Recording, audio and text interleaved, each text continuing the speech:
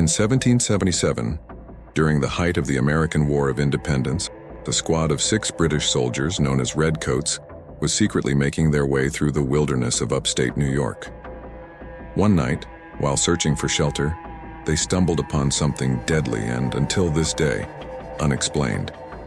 The sole survivor, a soldier named William Hawthorne, was captured shortly after by Continental Army forces while wandering aimlessly through fields outside Annapolis. When interrogated, he told his captors a terrifying tale of what happened to his squad that night. The following is a transcript of the account taken by Corporal Ben Smith of the 1st Maryland Regiment. His superior officer ordered it burned as the ravings of a madman. But Corporal Smith, intrigued by the story, kept it, and it was stowed with his other belongings. He took it home after the British were defeated. All knowledge of the transcript and its whereabouts was lost when Smith died at the age of 54. That was until it was discovered in 1993, along with an arrowhead carved from obsidian and a scrawled note, buried and miraculously preserved in a satchel in the backyard of the very same plot of land that had been gifted to Corporal Ben Smith in 1784 as compensation for his war service. The following is the transcript of the first-hand account of William Hawthorne, taken by Corporal Smith. "'Twas not our intent to venture into those parts, for the rebel forces were nigh. We had lost our way upon emerging from the forest, but at that juncture we were too weary, cold, and famished to retrace our steps. We had no choice but to seek shelter and sustenance in the wilderness for the night. As darkness fell, we crept silently along the outskirts of a small settlement. While sneaking along the forest's edge, we happened upon a clearing that Captain Naismith deemed a fine spot to make camp. 'Twas a vast, grassy glade, with man-sized hollows scattered about. At the time, we thought them ideal for repose, sheltered from the wind and soft with grass. "'Tis the closest thing to a proper bed I've laid eyes on in days," our ensign Simpson remarked, and we all concurred. As we settled into our chosen spots, Private Jenkins let out a startled cry. "What's this, then?" he exclaimed, retrieving something from the earth. In the dim moonlight, we espied 'twas some manner of ornate necklace, adorned with beads and feathers. "Looks to be some Indian bauble," Sergeant Briggs grunted, snatching it from Jenkins's hand. "Likely worth a pretty penny back home." Encouraged by Jenkins's discovery, the rest of us began to search our hollows with greater care. 'Twas not long before the men had uncovered more artifacts, a finely crafted wooden pipe, and even a weathered tomahawk. I felt about in the hollow I'd chosen but found naught. As we gathered to examine our finds, a chill ran down my spine. "Sir," I said, addressing Captain Naismith, "I fear we might be in a burial ground." The captain's face paled in the moonlight as the realization struck him. "Good God," he whispered. Ensign Simpson, ever the superstitious sort, began to tremble. "We cannot stay here, sir. 'Tis not right. We're disturbing their rest." Sergeant Briggs, however, would have none of it. "Don't be daft, boy," he growled. "Dead is dead, Indian or not. They'll not mind us borrowing their resting place for a night, and these trinkets will fetch a fine price when we best these colonials and return to civilization." Captain Naismith hesitated for a moment, clearly torn betwixt the men's unease and the practicality of our situation.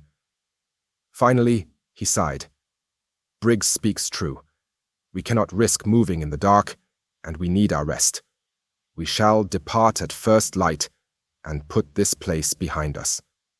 Reluctantly, we returned to our spots, the newly discovered artifacts distributed amongst us. As I lay down in my hollow, I could not shake the feeling that we were making a grievous error. The night was eerily quiet, not even the chirp of a cricket to break the silence. I tossed and turned, and felt something prodding my spine. I rolled off it and felt about with my fingers, expecting to find a stone or twig. Instead, I unearthed what I could see in the faint light was an obsidian arrowhead. I ran my fingers along the edge of its shape, feeling the faint grooves and oscillations of the handiwork that had shaped it. I deposited it in my pocket and buried the growing sense of unease I felt. I must have dozed off despite my worry, for the next thing I knew, I was jolted awake by a blood-curdling scream. The scream rent the night air, jolting us all from our slumber. 'Twas Private Jenkins, thrashing about in his hollow, his eyes wide with terror. "They come!" he shrieked. "The spirits! They come for us to avenge the families we massacred." I was on my feet in an instant, my pistol drawn.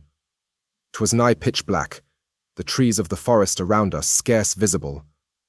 "Jenkins, control thyself, man," I heard Captain Naismith bark. The report of a musket firing was the only answer, followed by a shriek of pain. In the brief flash of gunfire, I espied a scene of confusion, soldiers on their feet, an eerie mist entwined about them, and, though I cannot be entirely certain, an ethereal figure floating inches above the ground. My innards turned to water as a low, mournful wail echoed in the clearing. 'Twas no sound made by man. "What in God's name?" I heard Ensign Simmons query somewhere close by, his question cut short by a pained gasp. There were more screams and more gunfire. This time I saw men on the ground, felled by friendly fire, or mayhap something else. Others ran confused, trying to make sense of the situation. Amid the chaos, I heard the sharp whiz of a musket ball pass barely an inch by my ear. I did the only sensible thing I could. I retreated back into the trees, heading for the forest's edge. I found a large oak and planted myself beside it, keeping my pistol at the ready. I planned to wait until the captain had restored order before rejoining my company. Screams and shrieks and other ungodly noises continued from the direction of the clearing, growing more sporadic by the minute, until finally there was silence. I must confess, I was sorely spooked and had no intention of returning to that clearing until dawn. I fell into slumber not long after the last scream, and did not awake until the sun was high in the sky. The day was fair, and I wondered if I had not imagined the whole ordeal. I took stock of my surroundings and headed back into the trees and for the clearing. I shall never forget what I found in that glade. Every last man in my squad lay dead. Half were shot, most likely by the friendly fire of their comrades, but three of them had been clawed to death by God knows what, and upon their faces was a permanent rictus of abject terror. Believe me or no, I care not. I surrender to you, sir, and by the rules of war, respectfully request you treat me as a prisoner until this God-forsaken conflict is resolved. The following is the scrawled note that accompanied the transcript. I don't know if this man's account is true or simply the ravings of a fevered mind, but by God, it's clear he believed it. As such, I didn't feel right burning it back then, but nor does keeping it in my home for my children or grandchildren to stumble upon after I pass.